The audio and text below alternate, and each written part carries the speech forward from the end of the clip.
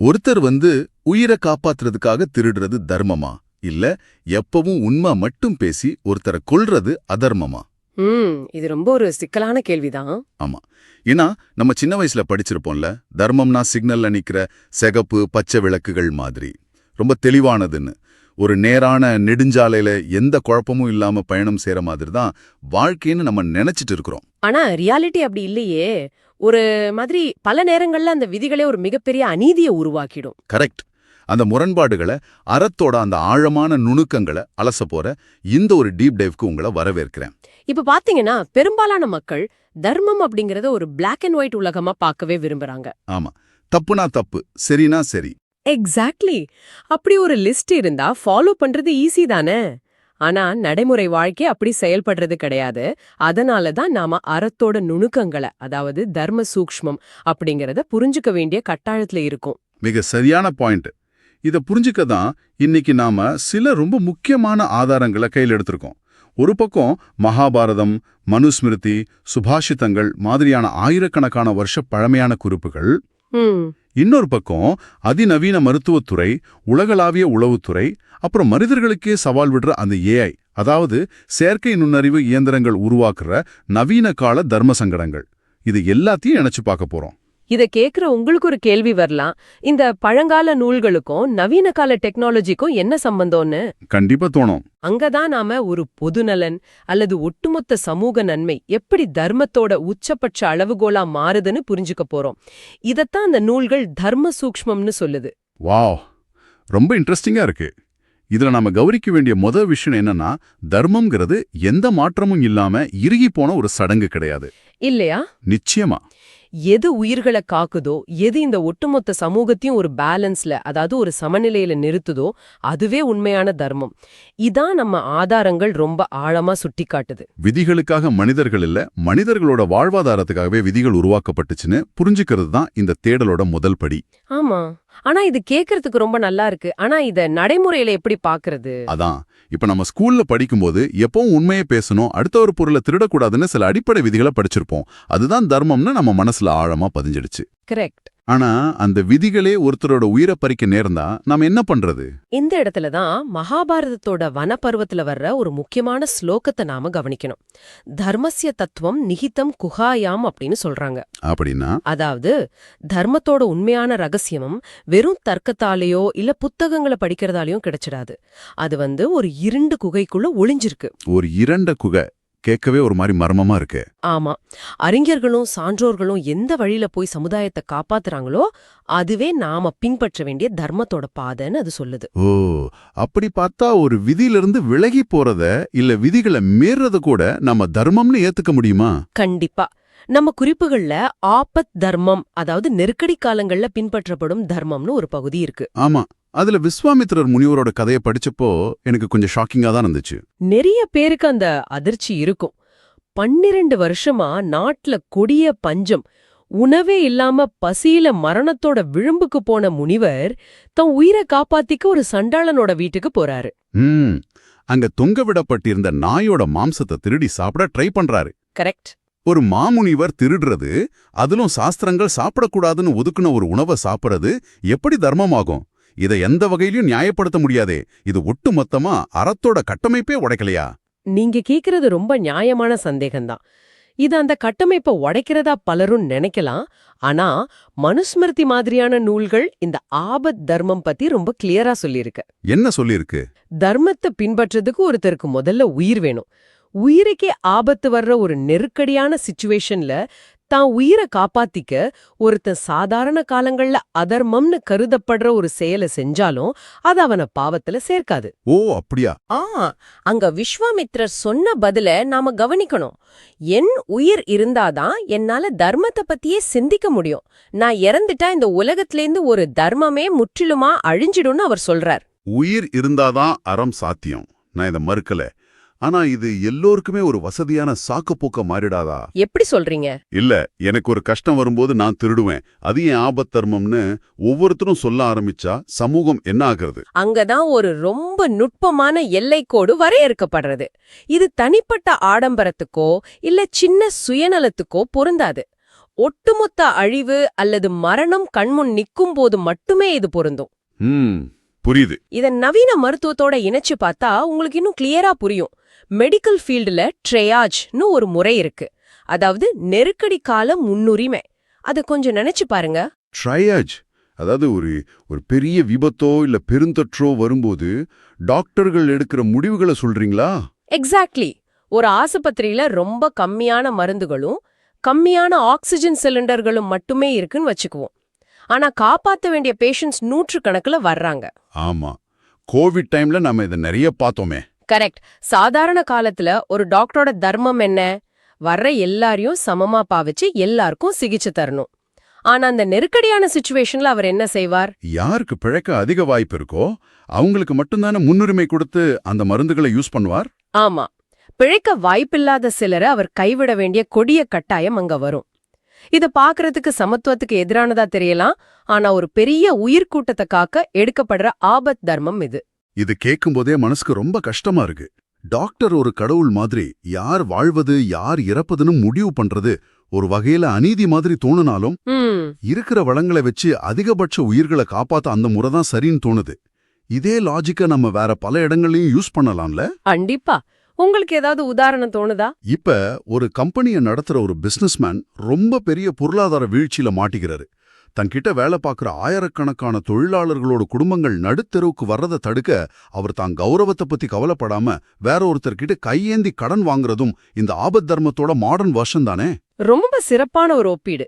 விதிகளை அப்படியே பிடிச்சுக்கிட்டு ஒட்டுமொத்தமா அழிஞ்சிடக்கூடாது அப்படிங்கிறதுக்காகத்தான் இந்த ஃபிளெக்சிபிலிட்டி, அதாவது நெகிழ்வுத்தன்மையா நம்ம முன்னோர்கள் வச்சாங்க. ஆனா இதுல நாம கடக்க வேண்டிய அடுத்த மிகப்பெரிய தடை ஒண்ணு இருக்கு. என்னது அது? உயிரை காப்பாத்துறதுக்காக திருடலாம் இல்ல விதிகளை மீறலாம் அப்படிங்கறத புரிஞ்சுக்க முடியுது. ஆனா ஒருத்தரை காப்பாத்துறதுக்காக பொய் சொல்றதும் தர்மம் தானா? நீங்க முன்னாடியே சொன்ன மாதிரி எப்பவும் உண்மையை மட்டுமே பேசணும் அப்படிங்கறதான அறத்தோட ஆணிவேர். ஆமா, இத கேக்குற நேயர்களுக்கும் கண்டிப்பா அதே கேள்விதான் வந்திருக்கும். பொய் சொல்றதை எப்படி அறத்தோட கணக்குல சேர்க்க முடியும்னு. சொல்லுங்க, எப்படி சேர்க்க முடியும்? மகாபாரதத்தோட சாந்தி பருவத்துல இதுக்கு ஒரு ரொம்ப தெளிவான விடை இருக்கு. சில மிக இக்கட்டான சூழ்நிலைகள்ல உண்மைய சொல்றதை விட பொய் சொல்றதே மேலானதுன்னு அந்த நூல் சொல்லுது. உண்மையை விட பொய் மேலானதா? ஆமா, தர்மத்தோட அடிப்படை நோக்கமே உயிர்களை காப்பதும் ஒட்டுமொத்த சமுதாயத்தோட நலனும் தானே. ஒரு குறிப்பிட்ட உண்மை பல பேரோட உயிரை பறிக்கும்னா அந்த உண்மை அந்த இடத்துல அதர்மமா மாறிடுது. ஓ, நம்ம ஆதாரங்கள்ல கௌஷிக முனிவரை பத்தின ஒரு கதை வருதே, அது இதத்தான் சுட்டி காட்டுதா? எக்ஸாக்ட்லி. அந்த முனிவர் எப்பவும் உண்மைய மட்டுமே பேசுவேன்னு ஒரு கடுமையான விரதம் இருந்தவர். ஒரு நாள் சில அப்பாவி மக்கள் கொடூரமான திருடர்களுக்கு பயந்து அந்த முனிவரோட ஆசிரமத்துக்கு பக்கத்துல இருக்கிற ஒரு புதருக்கு பின்னாடி ஒளிஞ்சுக்கிறாங்க. ஆமா, துரத்தி வந்த திருடர்கள் முனிவர்கிட்ட அவங்க எங்க ஒளிஞ்சிருக்காங்க உண்மைய சொல்லுன்னு கத்திய காட்டி மிரட்டுறாங்க. முனிவரும் தன்னோட சத்திய விரதம் கெட்டிடக்கூடாதுன்னு அவங்க ஒளிஞ்சிருந்த இடத்த கைகாட்டிடுறார். திருடர்கள் அந்த அப்பாவிகளை கொன்னுடுறாங்க. கரெக்ட். அந்த முனிவர் இறப்புக்கு பிறகு நரகத்துக்கு போனார்னு குறிப்புகள் சொல்லுது. அதான் எனக்கு ரொம்ப ஷாக்கிங்கா இருந்துச்சு. உண்மைய சொன்ன ஒருத்தருக்கு எப்படி நரகம் கிடைக்கும்? அவர் செஞ்சதுதான ரூல்ஸ் படி சரி. இங்கதான் முனிவர் ஒரு மாபெரும் தப்பு செஞ்சார். உண்மை அப்படிங்கிறது தர்மத்தை நிலைநாட்டுறதுக்கான ஒரு டூல், அதாவது ஒரு கருவி மட்டுமே. உண்மையே முழுமையான தர்மம் கிடையாது. ஓ, எக்ஸாக்ட்லி. இங்க உண்மை பேசுதல் அப்படிங்கிற தனிப்பட்ட விதியை விட அஹிம்சை, அதாவது ஒரு உயிரை காத்தல் அப்படிங்கிற பொதுவான தர்மம் ரொம்ப ரொம்ப பெரியது. அதை உணராததால தான் அவர் நரகத்துக்கு போனார். இது சுபாஷித்தங்கள்ல கூட ஒரு அழகான விளக்கமா வருதில்ல? உண்மைய சொல், இனிமையாக சொல், ஆனா அழிவை தரும் கசப்பான உண்மைய சொல்லாதேன்னு. ரொம்ப சரியா சொன்னீங்க. இது எனக்கு நடைமுறை வாழ்வுல நடக்கிற பல விஷயங்களை ஞாபகப்படுத்துது. இது நம்ம ரொம்ப சாதாரணமா ஒரு குடும்ப பிரச்சனையோட பொருத்தி பார்க்கலாம். சொல்லுங்க. இப்போ ஒரு குடும்பத்துல பல வருஷங்களுக்கு முன்னாடி நடந்த ஒரு தேவையற்ற கசப்பான உண்மைய இப்போ சொல்றதால அந்த ஒட்டுமொத்த குடும்பத்தோட பிணைப்பும் உடைஞ்சு செதறிடும்னா, குடும்ப அமைதிக்காக அந்த இடத்துல அமைதியா இருக்கிறது இல்ல ஒரு சின்ன பொய்ய சொல்றது தர்மம்னு எடுத்துக்கலாம் இல்லையா? அப்படிதான் எடுத்துக்கணும். உண்மைங்கிறது ஒருத்தரை புண்படுத்தும் அல்லது அழிக்கும் ஆயுதமா இருக்கக்கூடாது. மெடிக்கல் ஃபீல்ட்ல கூட பிளசிபோ, அதாவது நம்பிக்கை மருத்துவம்னு ஒரு முறை இருக்கிறத நீங்க கேள்விப்பட்டிருப்பீங்க. ஆமா, பேஷண்ட்டுக்கு வெறும் சக்கரை மாத்திரையை கொடுத்து இது நோயை குணமாக்கும் ரொம்ப வீரியமான மருந்துன்னு சொல்லுவாங்களே, அதுதானே? அதேதான்.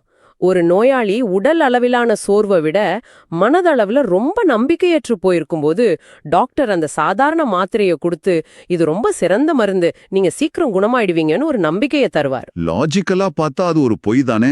அவர் பேஷண்ட்டை ஏமாத்துறார். ஆமா, ஆனா அந்த நம்பிக்கையாலேயே அந்த நோயாளியோட உடம்பு தன்னைத்தானே குணப்படுத்திக்க தொடங்கிரும். இங்க உயிரை காப்பாத்தணும்ன்ற உயரிய நோக்கம் இருக்கிறதால அந்த டாக்டர் சொன்ன பொய் தர்மமாகுது. கருணையற்ற உண்மை எப்போதுமே அதர்மத்துக்கு சமனானதுதான். ரொம்ப நல்லா சொன்னீங்க. நல்ல நோக்கத்துக்காக, அதாவது கருணையோடு சொல்லப்படுற பொய் தர்மங்கிறத நான் ஏத்துக்கிறேன். ஆனா என் மனசுல இப்போ இன்னொரு பெரிய கேள்வி வருது. என்ன கேள்வி? ஒருவேளை ஒரு மிகப்பெரிய நன்மையை காப்பாத்தணும் அப்படிங்கிறதுக்காக ஒரு தீயவனை வஞ்சகத்தால இல்ல சூழ்ச்சியால வீழ்த்துவதும் அறம் தானா? நம்ம குறிப்புகள்ல கடவுளே சில நேரங்கள்ல வஞ்சகத்தை யூஸ் பண்ணிருக்காருன்னு சொல்லப்பட்டிருக்கு. வஞ்சகம் எப்படி தர்மம் ஆகும்? அது அநீதி மாதிரி தானப்படுது. இது அறத்தோட ரொம்ப கடினமான ஆனா ரொம்ப ஆழமான பகுதி. இத நாம லோக சங்கிரகம், அதாவது உலக நன்மை அப்படிங்கிற தராச வச்சு அளக்கணும். லோக சங்கிரகம் அப்படின்னா ஒட்டுமொத்த சமூகத்துக்கு எது நன்மைய தருமோ அதுவே தர்மம். தனி மனித லாபத்தை விட உலக அமைதிய கருத்தில் கொள்றது. கங்கையோட வேகத்தை சிவபெருமான் தடுத்து நிறுத்தினதும், மாபெரும் போரை தடுக்க உலக அமைதிக்காக கிருஷ்ணன் தூது போனதும் இந்த லோக சங்கிரகத்தோட அடிப்படையில தான். நீங்க சொல்ற லோக சங்கிரகம் புரியுது. ஆனா மகாபாரத போர்ல நடந்த சில விஷயங்களை பாருங்களேன். பீஷ்மர், துரோணர், கர்ணன் மாதிரியான மாபெரும் வீரர்களை வீழ்த்த கிருஷ்ணன் கையாண்ட முறைகள், அதெல்லாம் வெளிப்படையா பார்க்கும்போது வஞ்சகமா தானே தெரியுது. கர்ணனோட தேர்ச்சக்கரம் சேத்துல மாட்டியிருக்கும் போது அவனை தாக்க சொன்னது, துரோணர்கிட்ட தர்மரை விட்டு ஒரு அரை உண்மையை சொல்ல வச்சது, இதெல்லாம் நேர்மையான போர் முறை இல்லையே. இது எப்படி அறம்னு சொல்றது? இதுல இருக்கிற நுணுக்கத்தை நாம கவனிக்க தவற விடக்கூடாது.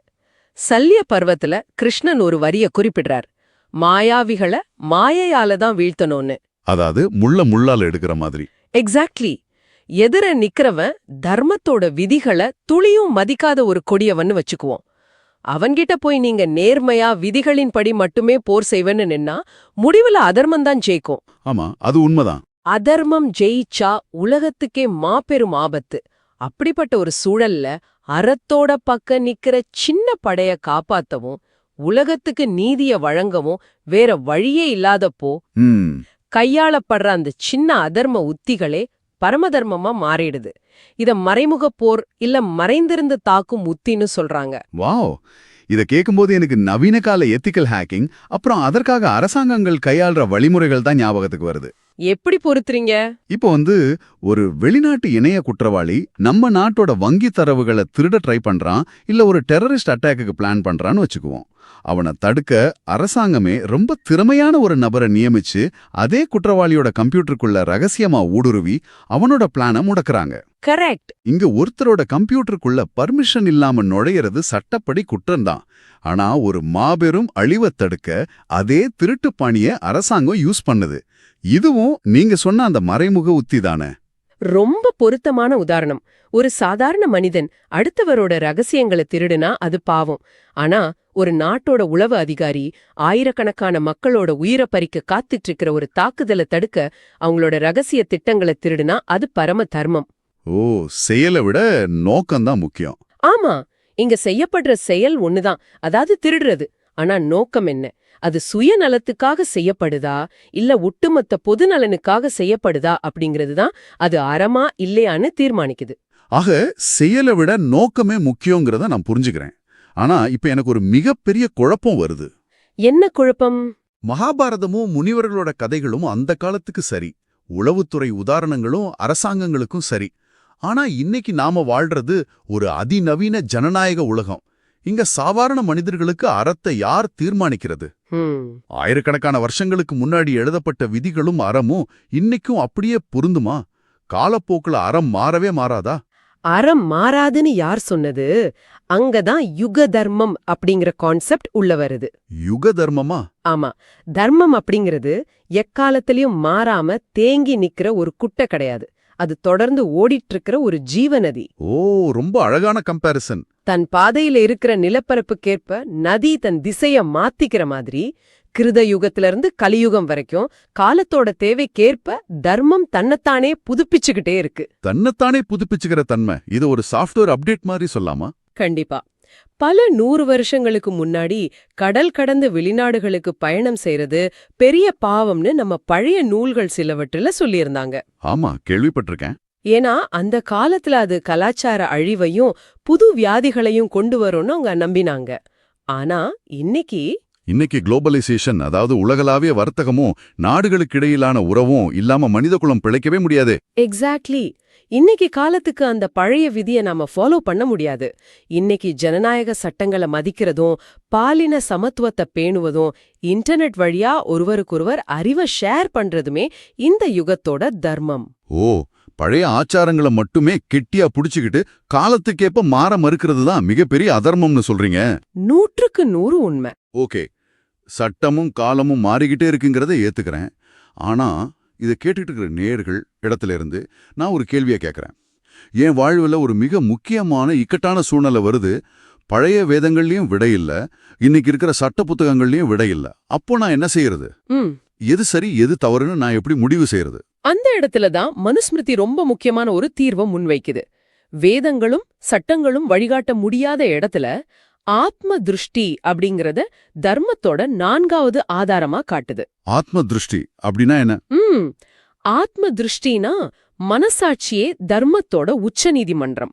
உங்களுக்கு உள்ள இருந்து ஒலிக்கும் அந்த மெல்லிய குரல். ஓ, மனசாட்சி. ஒரு காரியத்தை செய்யும்போது உங்க மனசுல எந்த உறுத்தலும் இல்லாம ஆழமான அமைதி நிலவினா அது தர்மம். ஒருவேளை குற்ற உணர்வு தோணினா அது அதர்மம். மகாபாரதத்துல விதுரர் அப்படிதான் செயல்பட்டார். விதுரர் என்ன செஞ்சாரு? கௌரவ சபையில திரௌபதிக்கு அநீதி இழைக்கப்பட்டப்போ சபையில இருந்த மாபெரும் அறிஞர்கள் எல்லாரும் மௌனமா இருந்தாங்க. சட்டமும் சாஸ்திரமும் விட சொல்லாம நின்னப்போ விதுரரோட மனசாட்சி மட்டும்தான் இது அநீதின்னு கத்துச்சு. ஆமா, அவர் எந்த விதிகளையும் பார்க்காம துணிஞ்சு தட்டி கேட்டார்ல. கரெக்ட். மனசாட்சியோட குரல் அங்க வழிகாட்டுச்சு. மனசாட்சியோட குரல் வழிகாட்டுங்கிறது கேட்க ரொம்ப நல்லா இருக்கு. ஆனா வெறும் மனசாட்சியை மட்டுமே நம்பி செயல்படுறதுல ஒரு ஆபத்து இருக்கே.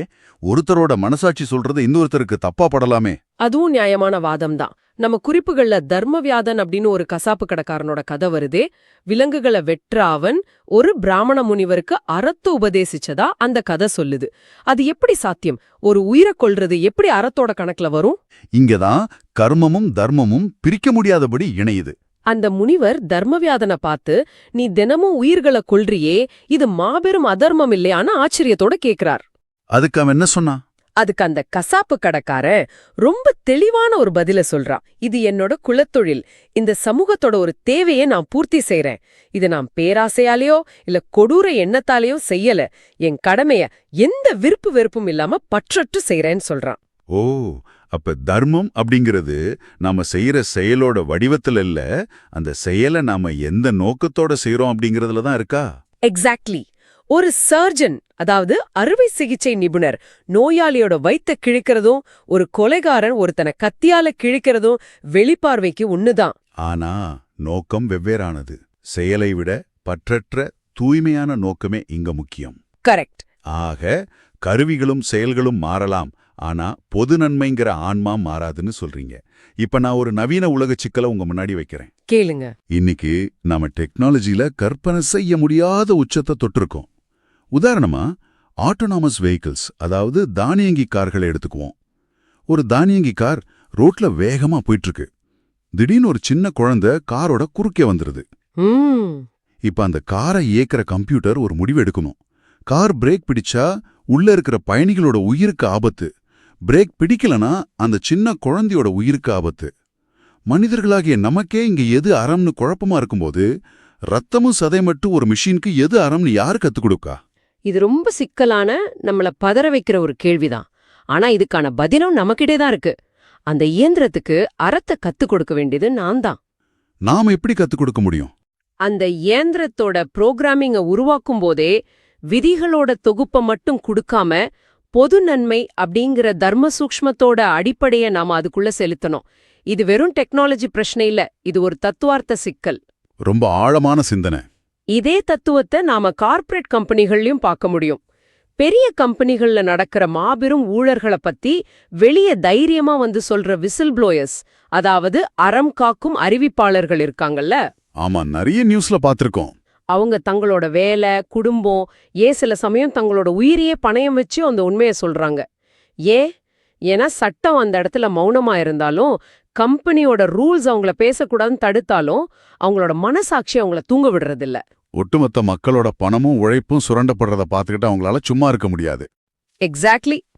இன்னைக்கு சோஷியல் மீடியால ஒரு பொய்யான வதந்திய பார்த்த உடனே அது மத்தவங்களுக்கு ஃபார்வர்ட் பண்ணாம தடுக்கிறோமே, அந்த ஒரு செகண்ட் நம்ம மனசுல ஒரு சிந்தனை எழுது. அதுதான் இந்த யுகத்தோட தர்மம்.